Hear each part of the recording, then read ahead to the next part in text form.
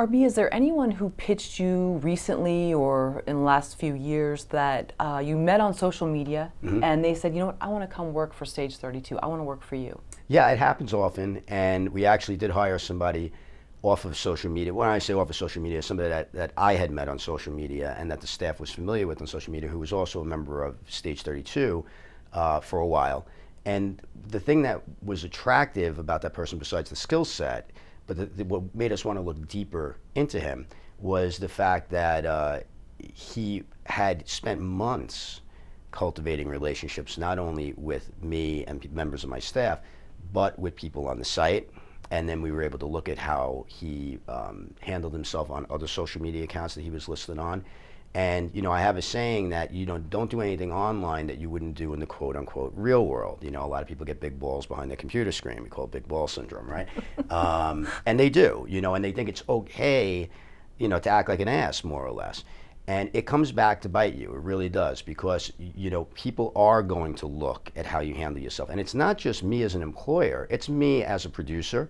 If somebody approaches me and knows I'm involved with a project and says, I'm an actor, maybe you should look at me, and I go and I do some research on that person, and it's not only, the performances are okay, they have their reels, and like I spoke about earlier, even you do get some people that don't even do that. I actually had somebody that hit me up and said, I'm an actor, take a look at my profile. I went to the profile, and on the bio, it literally said, I'm an actor.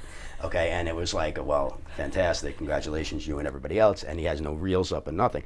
But take the person that has the completed bio and all the media that he should have up there, he or she. I want to look a little deeper. I want to make sure that this person is going to be a collaborator on the set, is not going to be completely self-serving, is going to have the best interests of his other actors at heart. When you're doing sides, or when you're doing close-ups and he needs to be, he's off camera and he's assisting the other. You could tell a lot by the way a person handles himself online. So you go a little bit deeper. So this particular person I was talking about that we hired, everything that he had done online showed how he would be, or at least I felt proved to me how he would be in an office environment, simply because he constantly gave, he constantly asked questions, he was constantly offering, posting great content, retweeting other people's content, sharing, liking, commenting. It matters. It makes a big difference. And that was one of besides his skill set, which was similar to other people who had applied for the job, that was something that pushed it over the top for us. Mm-hmm.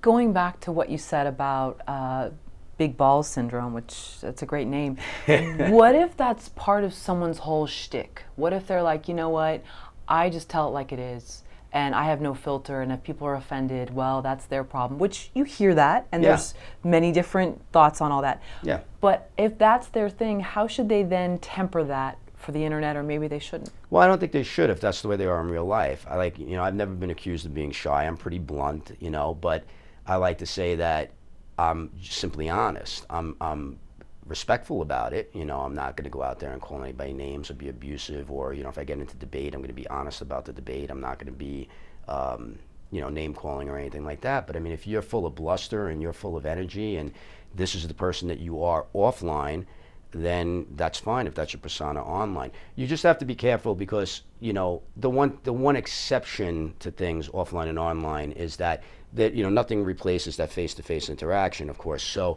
things can get misconstrued online. It's like I tell people all the time with emails, because I try to stay off email as much as possible and do face-to-face interaction, even if it's through Skype or through GoToMeeting, because I want to be able to see the person's expression, because I have a great deal of sarcasm, and I try my own sense of humor, and sometimes it gets lost in email. People think all of a sudden, they're like, oh my God, you're mad at me? And I'm like, I'm not mad at you, I'm cracking a joke, But so, it's the only thing you have to be careful about. But if you're consistent in your behavior, I think people will understand and realize it.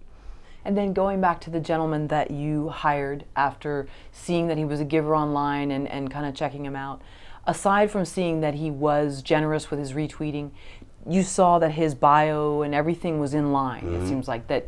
What did you call it? The full circle. Completing the circle. Closing the circle. I like that. Yeah. That's great. Yeah, he had all that, and he had his resume up, and this was somebody that was also creative as well. So he had a resume for his work, what his work life, so quote unquote work life, and then he had his resume and experience for his creative life, the things that he was doing as a producer and as a filmmaker and things of that nature. That was also interesting for me to see because I was able to look at him through sort of two different lenses and, take a look at his work career, take a look at, this is his work career as well, but he wasn't doing this full time. It wasn't enough to support him full time, so he was doing this other work. But to be able to see that he got it and that he understood it, we're a social media company, we're an education company. We want people that fall into that realm, and he had done a lot of the social media work, he had done some teaching before, and then plus he fit the description of what we were looking for him to do as far as the day-to-day in what the role that he was looking to fill. Right. And in terms of having two accounts, let's say, one that's your work life and one that's the fun out of work, we all can be sarcastic, we all can be silly. Yeah. But then keeping in mind, like, I don't drink and tweet, different things that so we don't get too out of control, because we all can go there. We're all human. We can all push the boundaries and then go, you know what, I didn't really mean that. Right, drunk tweeting. Yeah. Well, look, everybody has a personal life too. Sure. And I think that, again, as long as you're staying true to who you are, that's okay. But I do believe that people don't realize sometimes that you are being looked at on social media. Like, if you are applying for a job, or even if you're looking to fill a role on a set, and people have options, they are going to look. They really do. I was down at South by Southwest, and I spoke to so many filmmakers and producers that when I talked about rounding out casts and things like that, I can't tell you how many of them mentioned, I do my research on social media. I look at what people do. I look at how they handle themselves. I look at what they post. I look at their reels. I make sure that it's there, that everything is there, because I don't have time to waste, and I don't want poison on my set. And it used to be, like I said, in the old days, you took a shot. Somebody would give you a referral, or somebody, you heard about a good, person in town or whatever. But now it's much, much more competitive, because if I'm a filmmaker in LA, or let's take me out of LA. If I'm a filmmaker in, Omaha, okay, I can go onto social media and find cast and crew in Omaha. There's a bunch of different sites, even outside of Stage 32, where I could probably look around, go onto LinkedIn or whatever. Not that I recommend that, but you understand my point, is that the pool is bigger. So why shouldn't I be a little bit more selective, and why shouldn't I vet people before they're poisoned on my set?